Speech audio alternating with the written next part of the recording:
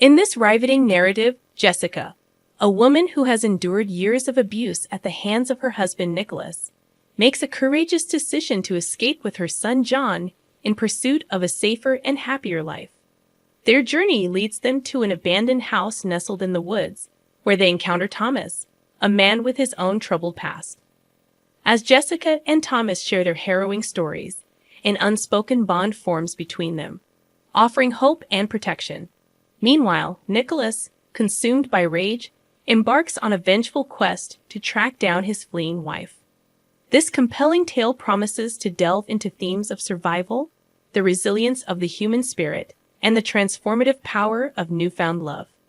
To stay updated on this gripping exploration, be sure to subscribe to the channel, give us a like, and leave your comments. And now, we enter the next chapter of Jessica's story. Jessica anxiously waited for Nicholas to drive out of the yard before springing into action. She hurriedly entered her son John's room, urging him to prepare for their imminent departure. Tearfully, John questioned their destination, to which Jessica replied with uncertainty. "I don't know yet, John. Just somewhere far away from here." As mother and son swiftly gathered essentials, a palpable sense of urgency hung in the air. John, looking up at his mother, asked, "Mom, are we going to get away from Daddy, so he won't hurt you anymore?" With determination in her eyes, Jessica reassured him, "Yes, sweetheart. We just have to hurry and get as far away as possible while he's gone." "Mommy, are you sure he won't find us?" "We'll do our best, John. When he does find us, we'll be safe," Jessica whispered as she packed a backpack with only the essentials. Taking out her passport and her son's papers, she intentionally left her cell phone behind, knowing Nicholas could use it to track them. Jessica's financial dependence on Nicholas complicated their escape. He controlled everything, from the money to her ability to work. The once seemingly reliable and good Nicholas had revealed his true colors after John's birth, becoming an abusive force in their lives. As the abuse escalated, Jessica's hope for a better future diminished, and she finally decided it was time to escape. The catalyst for their flight was a brutal incident where Nicholas, in a fit of rage, not only beat Jessica, but also struck John. It was the breaking point for Jessica. Realizing they needed to escape before things worsened, she planned to file for divorce and establish a new life before Nicholas could locate them. As they left the cottage village, Jessica and John walked briskly toward the bus stop. However, at the last moment, Jessica changed her mind, opting to catch the bus elsewhere. As they reached the edge of the forest, memories flooded back of a time they had run through these woods, emerging on the other side of town. An hour later, a significant chapter in their journey awaited them. They boarded the bus, exhausted yet content. Without bothering to check its destination, they traveled a short distance. 4 stops initially, and then a few more. Now, they found themselves at a gazebo-marked stop, surrounded by emptiness. Jessica overheard the bus mentioning that the village wasn't far, a pleasant journey through the woods taking about 15 minutes or a road trip lasting 30 to 40 minutes. Driven by weariness, they moved towards the forest. The need for shelter and rest became apparent. Jessica planned to approach someone for assistance, spend a peaceful night, and then figure out their next steps. However, the forest thickened, growing taller and darker. As dusk approached, Jessica contemplated spending the night in the woods. To her relief, the forest eventually gave way to a clearing, revealing a solitary house. Large, well-built, but seemingly abandoned. Curiosity mixed with caution, Jessica and John approached the house. Despite its exterior appearance, the inside was surprisingly orderly. Jessica decided against disturbing anything, acknowledging the possibility of an owner. They ate the sandwiches from home, and John, exhausted, drifted into a deep sleep. While lying awake, Jessica listened to the unfamiliar night sounds. However, a disturbing dream gripped her, fading as she awoke to an unsettling noise, the refrigerator door opening. Panic set in as she noticed a light emanating from the kitchen, unnoticed before. Jessica, sensing a potential threat, faced the dilemma of negotiating their safety or attempting to leave unnoticed.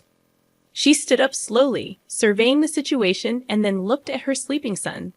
The kitchen door swung open, revealing a big man with a beard and goggle eyes, about a decade older than her. Realizing her predicament, Jessica pleaded, "Please forgive us. We thought the house was abandoned, and we just got lost. We'll leave as soon as it's light." The man, seemingly amused, closed the door partially, allowing him to observe John. Concerned for her safety, Jessica stepped forward cautiously, admitting they were lost and telling her story. The man, introduced as Thomas, listened attentively, and Jessica, realizing the importance of honesty, shared her narrative without reservation. In that moment, she recognized the necessity of escaping her past much earlier. Thomas, intrigued, prompted her to continue when she finished. He inquired, "I understand correctly, you have nowhere to go." Jessica nodded, "Yes, but don't worry, we'll leave in the morning." He smirked again, his blue eyes meeting hers. "Where to, if it's no secret?" "To some village. We'll ask for a place to stay, and maybe I'll find some work in the village," Jessica replied hesitantly. He chuckled. "What's wrong? If you don't know, there hasn't been a job in the village for 15 years. Well, go to bed. I'll sleep in the room. There's the door. Tomorrow we'll think about it, and tonight we'll rest." He turned around but quickly returned, handing her a blanket. "Here, take a blanket. It'll be chilly by morning, freeze the baby." Jessica accepted the blanket and went to the bed where John was sleeping. Strangely, her soul felt calmed. Fear replaced by a newfound sense that they were not alone, that they were protected. In the morning, Jessica woke up with the sun already high. John was not in bed. Panic gripped her momentarily until she saw her son outside with Thomas, cleaning up the rows of cut grass. John was smiling and chatting with Thomas as if they had known each other for ages. Jessica stepped onto the porch. "Good morning." John beamed. "Mommy, you're up." "Mom, you have no idea. Uncle Thomas promised to take me fishing." Jessica anxiously looked at her son. "What fishing trip?" "We have to keep going, Mom. Can't we stay a few days? Uncle Thomas says we can stay." Thomas approached. "You're not in a hurry, are you? Your boy's never been fishing in his life." Jessica wanted to protest, but she held back. Thomas sighed. "John and I have already had breakfast, but we probably won't say no to tea." As Jessica prepared breakfast and lunch, Thomas and John took care of tasks outside. When she stepped out, she was astounded. The once overgrown house and yard were now neat and tidy. Thomas explained, "There's no place for the child to play ball, and there might be a snake lurking in the grass." He took out a beautiful ball from the barn and said, "Let's get you a gate, John. I can't play with you all the time." In the evening, after John fell asleep, Jessica and Thomas sat down in the kitchen to drink tea. Curious, Jessica asked, "Thomas, if you don't want to answer, I understand. But still, what are you doing here? You don't look like a countryman." Thomas smiled. "It didn't work out, did it? Oh, I tried so hard. My story is as banal as yours. My wife cheated on me with my best friend." Jessica gasped. "You killed them, and now you're hiding." Thomas looked at her in surprise, then laughed. "What a fantasy. No, I didn't kill anyone. I was just too hurt by the double betrayal to take a break. So I arrived here. This house used to be my grandfather's. He was a forester here," Thomas said, a touch of sadness in his smile. "It's good to have a place to hide. I don't have a place." "Then stay. There's plenty of room for everyone. It's not far. A 10-minute walk from the village. I'll show you," he'd offered. Jessica didn't say anything. It all sounded promising, but living without money seemed impossible. They would eat Thomas's food, and then what? A week passed quickly, then another. One day, Jessica approached Thomas. "Thomas, how long can we sit on your neck? I have to do something. I have to find a place to go, a place to work, a place to live. You can't babysit us all the time." Meanwhile, John was doing well, putting the ball in the goal, oblivious to their conversation. Thomas replied, "It's not like I'm chasing you, but I totally understand. Why don't we all go back to the city together? I've got a big apartment. You can have your own room while you get settled." Jessica looked at him fearfully, but that's where Nicholas is. Exactly. Are you going to spend the rest of your life hiding from him in the woods? That's not the point. What about John? He's going to school this year. He needs to socialize with his peers. 3 days later, they moved back to the town with Thomas. Jessica wasn't sure if it was the right decision, but Thomas was telling the truth. She couldn't spend her whole life in hiding. When Jessica had initially shared her story with Thomas that first night in the forest home, she hadn't gone into detail about Nicholas's abuse. However, when they lived together, she opened up about the extent of the torment. Thomas clenched his fists, white-knuckled with rage, vowing never to let Nicholas harm Jessica or John again. That night, Jessica cried in Thomas's arms, releasing years of humiliation and fear. She felt lighter and calmer, knowing she now had a guardian angel in Thomas. Over time, John and Thomas grew close. In the city, they spent quality time together, as Thomas promised, taking John fishing and teaching him valuable life skills. They went on camping and fishing trips, forming a strong male friendship. Nicholas eventually found Jessica a few months later, but by then, Jessica had a newfound support system in Thomas. She loved it so much that she filed for divorce as soon as she arrived. Thomas was far from poor. He had his own business, and although it was a big apartment, they didn't see each other much because Thomas was often away at work. Jessica ran to the store and bought some fish. Thomas gave her money for household expenses, which she thought was too much, but he laughed, saying that he spent a lot more on dinners in restaurants because he couldn't cook. She was almost to the driveway when a familiar voice called out to her, "Jessica, wait a minute." She stumbled, terror sweeping over her. She recognized the voice immediately. It belonged to her husband, Nicholas. Jessica slowly turned around. Nicholas stood next to her, his eyes narrowed, indicating an intense level of rage. "Why are you acting so bad, wifey, or have you relaxed? Didn't I bring you up enough?" He clenched his fists, and Jessica squirmed, covering her face with her hands. She heard some kind of slap, then a loud thud, but there was no punch. Cautiously, she opened her eyes. Nicholas was lying on the ground, with Thomas towering over him. "Remember, weakling, if I ever see you near her or Jan again, I will bury you in the asphalt. You got it? Who are you? Who the hell are you?" Thomas pulled out a business card and shoved it into Nicholas's pocket. "I'm the man who will keep them safe forever." He turned around, took the bag from Jessica's hands, and pushed her toward the entryway. Jessica walked and smiled. She had such hope. She was even afraid to admit to herself that she had fallen in love with Thomas. "Like the girl in front of the door," he asked. "When's the divorce?" "In 5 days. We have to get married, you realize?"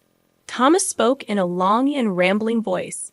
Jessica turned to him and gave him a quick kiss. "I agree." Thomas looked up, frozen, then asked, "And you won't be disgusted to live with me? I'm talking about real life." Jessica laughed. "How could it be disgusting with someone you love, Tom?" Thomas was a little confused, then dropped the package and picked her up in his arms. "Are you serious? I didn't even dare to dream of such a thing." Shortly after, Jessica and Thomas married. They had a daughter named Anna, and John, now a big brother, was very proud. Nicholas didn't cause any more problems. It seemed he had found a new victim and was now preoccupied with her. Jessica continued to work, coming home to her loving husband and 2 children. Thomas tried to spend as much time with his family as possible. When John went to school, he made many friends, and Thomas and Jessica enjoyed watching their son grow up to be a healthy and fun-loving child. A few years later, another son was born to them. Now both the baby and Anna ran after their older brother, and John willingly played with them.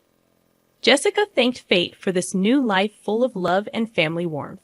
Next to Thomas, she truly blossomed and believed in herself and her strength. After Nicholas ran into Thomas at Jessica's doorstep, he didn't show up for a while. A couple of months later, Jessica happened to see him on the street. Nicholas was walking with his arm around a skinny girl in her 20s. Jessica realized, from her frightened look, that this poor girl had fallen into the clutches of a tyrant and a domestic abuser. Jessica and Thomas had seen Nicholas several times with different women. Apparently, he would find a victim, marry her, and then, when she ran away, look for the next unfortunate one. When John grew up, Jessica once talked to him about his former father. It turned out he tried to get in touch with his son a couple of times, but John stayed away from the guy. He loved his real dad, Thomas. The last time they heard from Nicholas was about 5 years ago. They say he married some rich widow. I guess he got lucky, and now he may not be looking for another victim, but just enjoying life at her expense. After Nicholas married the rich widow, he was happy at first. Finally, life was getting better, no money problems, no need to work, just enjoying himself. However, over time, it turned out that his new spouse was an overbearing, dominant woman who constantly humiliated and insulted Nicholas, forcing him to fulfill humiliating whims. He tolerated all her antics because she made a will in his favor. Therefore, Nicholas hoped to endure and, after her death, get a rich inheritance. For the sake of this, he was ready to bear any humiliation from his own wife. However, in the end, such a life broke Nicholas. He drank himself to sleep, almost lost his mind from constant abuse, and then the widow changed her mind, amending the will and depriving her husband of the right of inheritance. In the end, Nicholas was left with nothing. The cruel, dominant spouse threw him out on the street, taking all his money and property.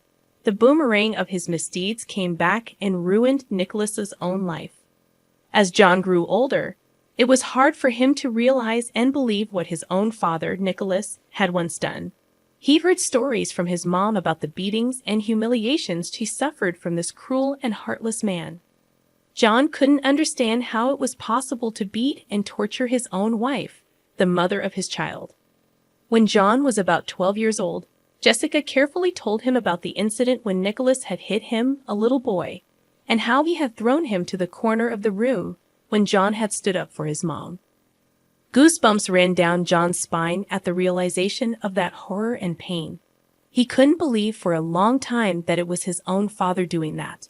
A man who was supposed to love, protect, and defend his family, but instead caused them unbearable suffering. John was truly grateful to fate that he had another man by his side now. His dad, Thomas, sensitive, responsive, and so dear. It was him that John considered a real father and role model.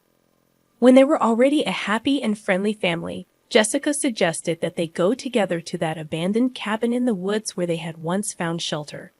The whole family happily agreed. They arrived in the woods, found a clearing with a house that looked abandoned as well. Stepping inside, Jessica and Thomas felt nostalgic, remembering their first meeting. For the boys, it was an exciting adventure to spend the night as a family in an old house in the middle of the woods. They listened with delight to their parents' stories about those events, how Mom and Dad met and fell in love. In those days, there was an atmosphere of unity, warmth, and love in the forest. In the evenings, everyone sat around the fire, baked sausages, told stories, and played games. One day, a thunderstorm suddenly began. Heavy clouds covered the sky, a strong wind blew, and then there was a real hurricane.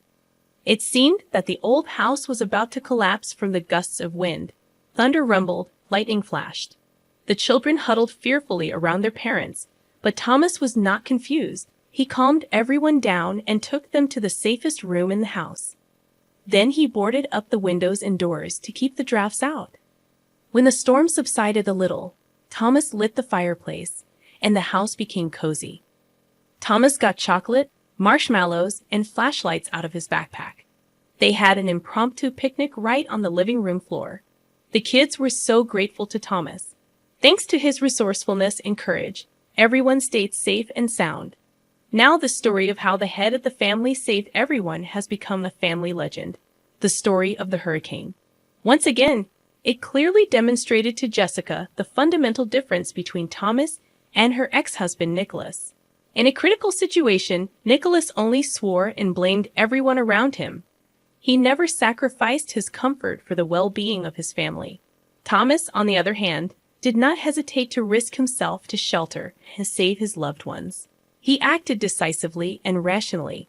His coolness and resourcefulness were admirable. After everything that had happened, Jessica was firmly convinced that with Thomas, she and the children would be safe. With him, they could survive any hardships and storms because he is a real man, a pillar of safety and security for the family. When compared to spineless Nicholas, it's just night and day. With Thomas, Jessica found real peace of mind, love, and care. She thanked fate for this meeting every day. This trip brought the whole family together even more. When they returned home, rested and happy, they remembered this unforgettable adventure for a long time and thanked the abandoned house that had once been the beginning of their new family.